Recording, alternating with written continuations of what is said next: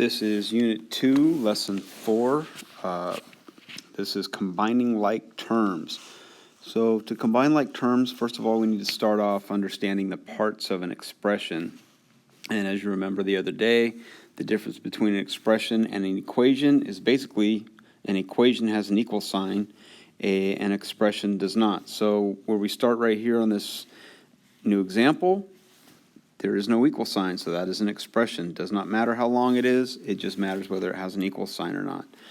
So first thing they want us to do is break this thing down and determine the different parts of the expression. First, in the upper left-hand corner here, we have variable terms. So variable terms, and I'm going to do something a little bit different. I'm going to use some different colors on this one. So for my variable terms, I'm going to use red, and I'm just going to underline them. There's one. And here's something very key. Underline the sign in front. If there is no sign in front, like this 9x, it's positive. So it's a positive 9x, a positive 16x, and there's no number here. Well, how many x's do you see? There's one, so it's a negative 1x. So let's write my variable terms. So I have a positive 9x, I have a positive 16x, and I have a negative 1x. Okay, so that's what that means. When there's no number, it's a 1. Let's finish that off and just put our coefficients. I'm going to go ahead and change this back to black, and I'm just going to put the coefficients. Well, the coefficients are just the numbers in front of the variable. It doesn't matter if it's x or n or l or whatever letter it is. It's just the number in front. And when I say in front, that means what comes before it, as if you're reading left to right. Like we always read every sentence left to right. Reading these variable terms, we read them left to right. Well, let's look at the 3 variable terms we wrote down. Here's a positive 9. That is my coefficient. Coefficient is just a big word for the number with the variable. Positive 16, I'll put a comma, positive 16. What do we have here? A negative 1. So those are our coefficients. We're going to use those later on to combine. Now, I'm going to change the blue. Constant terms. Our constant terms are the terms that don't have a variable, without a variable. So here's one, negative 2. Here's another one, positive 8. Here's another one, positive 10. Remember, you're underlining the sign in front of the number also. And we don't care about variables because there are no variables in constant terms. Okay, so we're going to do that down here. I'm going to do the first 4. I want you to do the rest of them. They're not terribly difficult. I'm going to do it all in black. So, what are my variable terms? Well, first of all, let's look at my expressions. Do I have a sign in front of everything? No, I need a sign in front of that 8a. Well, since there is no sign, it's a positive. No sign means there's a positive. Let's underline our variable terms. Positive 8a, positive 2a. So we have positive 8a and positive 2a. Those are my variable terms. They have a variable. A is a variable. Any letter you see is a variable. What are my constant terms? Well, there's my constant term, negative 3. It does not have a variable. What are my coefficients? My coefficients are just the numbers that are in front of the variables. Positive 8, positive 2. Very simple, okay? Let's look at the next one. Let's break it down. Do I have a sign in front of everything? No. That's going to be a positive x. Do I have a number in front of everything? No. That's a positive 1. Okay, so let's look at my variable terms. Positive 1x. Putting a comma just to separate them. It's not a math thing, it's just I'm separating them. A negative 3x. Do I have any more terms that have a variable? No. Okay, let's do our constant terms. Well, we have a negative 12 and a positive 22. Negative 12 and a positive 22. Those are my constant terms. They're called constants because they're not depending on a variable that might change them. They're not going to change. They're constant. Now let's go back and look at our coefficients. Well, our coefficients, again, are just the numbers in front of the variables. +1, -3. Let's look at the next one. Look at my expression. And this goes the same with equations. Same type of thing with equations. Do I have signs in front of everything? Yes. Do I have numbers in front of everything? Yes. Now I'm going to break them down. What are my variable terms? Well, here's one. So that's -19a, comma. Here's one, +2b. It does not matter that it's got a different variable. It's still a variable term. And a +6a. So I have 3 variable terms. And you might be noticing now, I've only got one constant term, -10. You might even want to do this. Variable term, constant term, variable term. Variable term, constant term, variable term, constant term. If you just want to label them so you know what's what. Okay, let's even do number 1. Variable term, constant term. Obviously, anything with a letter in it is a variable term because that variable can change the value of the term. I'm going to do one more, then I still got to do my constant term over here. Or no, my coefficients. I got to do my coefficients. So again, my coefficients are just the numbers in front of the variable.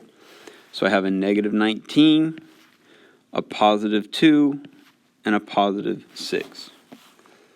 I'm going to do one more, and then you can do the rest. So let's look at this again. Do all of my terms have a sign in front of them? No, that first term. You're always going to see that first term, if it's positive, is not going to have a sign in front of it. Okay, if it's negative, the negative will be there. You can't have a term that's negative and it not be shown. It will be there. But if there is no negative, if it's not a negative term, they might not show the positive on the first term. So now I just need to figure out, okay, does everything have a number? Whoop, that n right there doesn't have a number in front of it, so it's a +1n. That's all it means. There's one n there, so they don't write the 1n. It's kind of like saying, how old are you?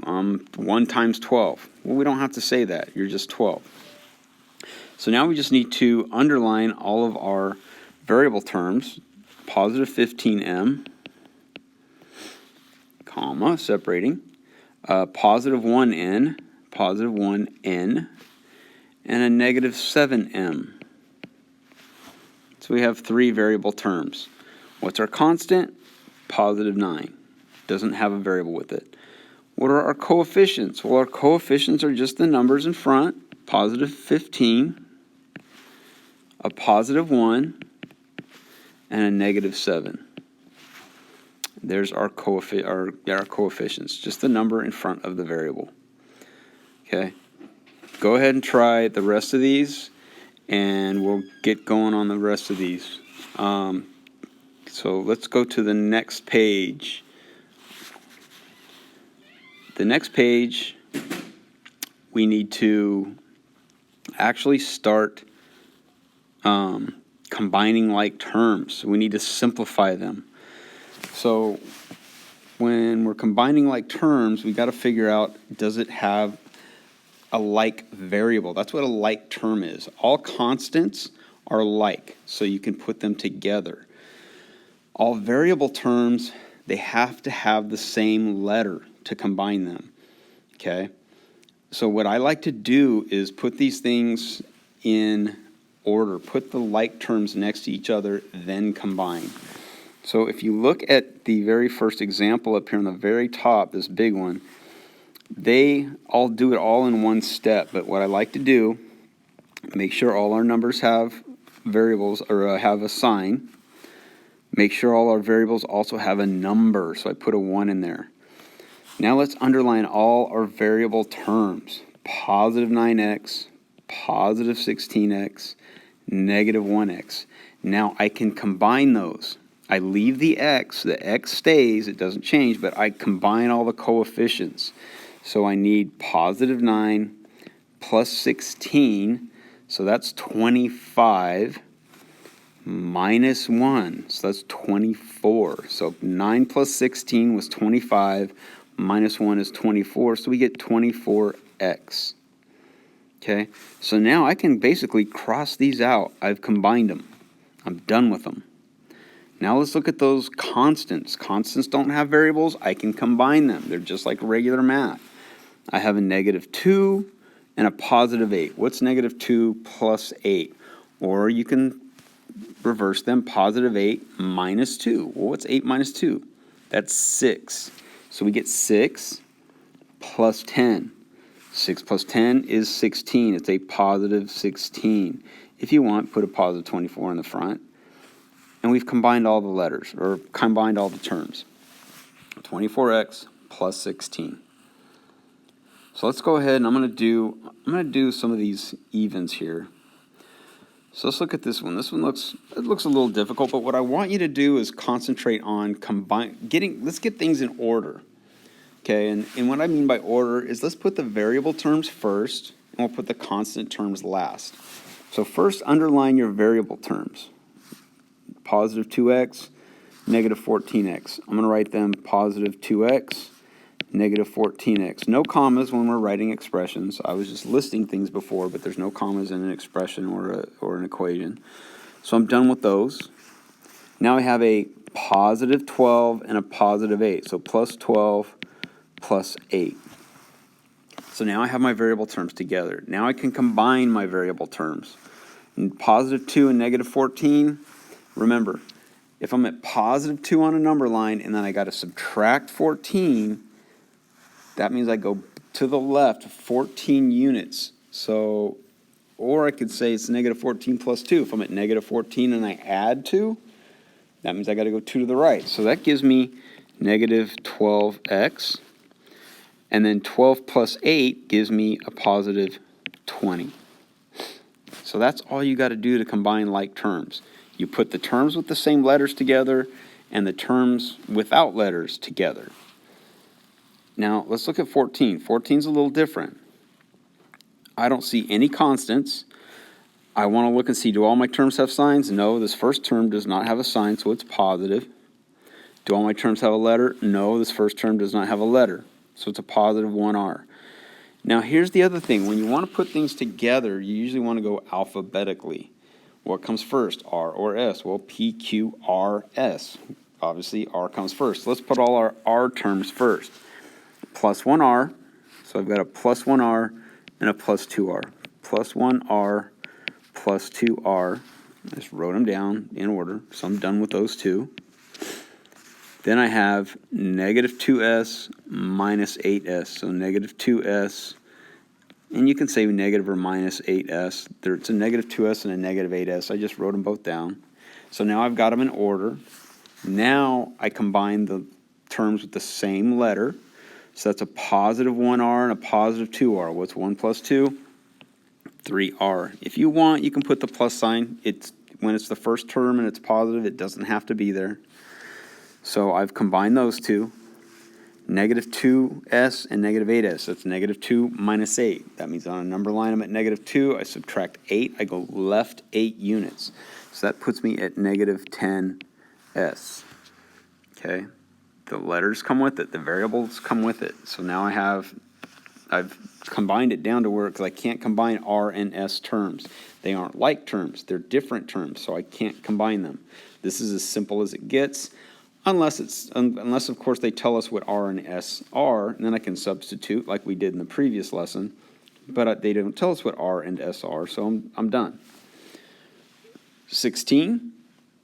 Let's look at all our terms. Do they all have signs? No, that first term does not have a sign. It's a +12. Do all of my terms have a number? No. This x over here doesn't, so it needs a 1. Now I can move my terms around. +12x. +1x. Okay, so I'm done with those two. -5 and -3. So now I've put my constant terms together. Now I can start combining like terms. +12 plus 1, that's 13x. And again, you don't have to have the sign if it's positive and it's the first term. But you can put it if you want. Either way is fine. -5 minus 3 is -8. Okay, so I have positive 13x minus 8. And that is as far as you need to go on that. We're done. I can't combine that negative 8 and the positive 13 because the 8 does not have a variable term. Constant terms go together. They do not get combined with variable terms. The next one, I'm going to do one more for you, and then I'll let you loose on the odds. So I have, does everything have a sign? Yes. Does everything have a number? No. So I put a 1 there. So I have negative 1p and negative 2p. So I put those down. I've written them down. I'm done with them. Negative 3, positive 1. So I have a negative 3 and a positive 1. So I'm done with those. Now I can combine like terms. Negative 1 minus 2. Again, think of a number line. I'm at negative 1. I subtract 2. I got to go 2 to the left. So that gives me a negative 3p. So I've combined those two. Negative 3 plus 1. I'm at negative 3 on a number line. I add 1. So I go to the right one. So that puts me at negative 2. So I've combined all my like terms. I've got everything down. So there should be only one of your variable letter. So, I mean, there can be multiple variables as long as there's not more than one of the same letter. So much like up here, you can have multiple letters, but I shouldn't have more than one of each letter. I only have an R and an S term. I should not have 2 S terms, 3 S terms. I shouldn't have more than one, or R terms. I shouldn't have more than one R term. Just like here, I shouldn't have more than one X term when I'm done. Shouldn't have more than one P term when I'm done. This one, I should have an X and a Y term and a constant term, because I can see I have 2 X terms, a Y term, and a constant term. So I want you guys to try to do the odds. You're going to do all these odds, 11, 13, 15, 17, 19, 21, 23. Don't ask me, do I have to do the odds? Yes, I'm telling you to do the odds. You do not have to do these evens unless you want to try them, but that is where you're going to stop. Okay? When you are done, you are going to be responsible for all of the odds on the homework. All of the odds on the homework. So that means 1, 3, 5, and then all of these on the left down here. Okay, these are the ones you do. You do not need to do the evens. Okay, that should be very clear. So once you've done with the odds on here, I want you to come show me your notes, and then you can go grab the homework and start working on the homework. When you finish the homework, then you can do Prodigy.